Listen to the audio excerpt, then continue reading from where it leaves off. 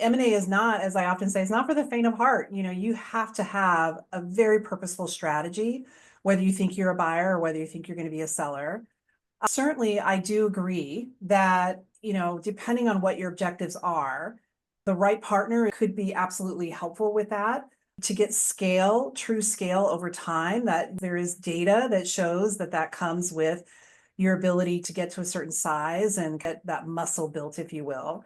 But with that said, I think one of the amazing things about this industry is that every day there are more ADVs filed than there are deals that happen. And Yeah. I personally wouldn't want that to change. And I'm not saying that from a job security standpoint. I'm saying it from, we need that. And we need, this industry is incredibly robust. It's not without its challenges, but the opportunity set is so great.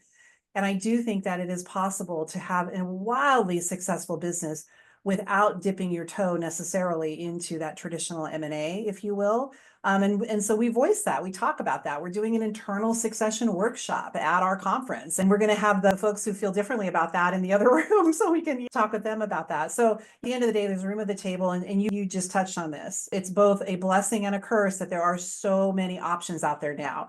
I'm working with a couple of advisors right now that it's kind of paralyzing. Absolutely. You have to have folks like you that can cut through that noise and really help advisors think, like, what do you really want out of this? There are so many options. So I think we're always trying to be careful. There's definitely been a resurgence, if you will, that we've seen over the last 18 months or so of the firms that are saying, we're fiercely independent and we really want to stay that way. By the way, that doesn't necessarily mean not taking private equity or private capital per se. But again, the question of what does independence look like for you?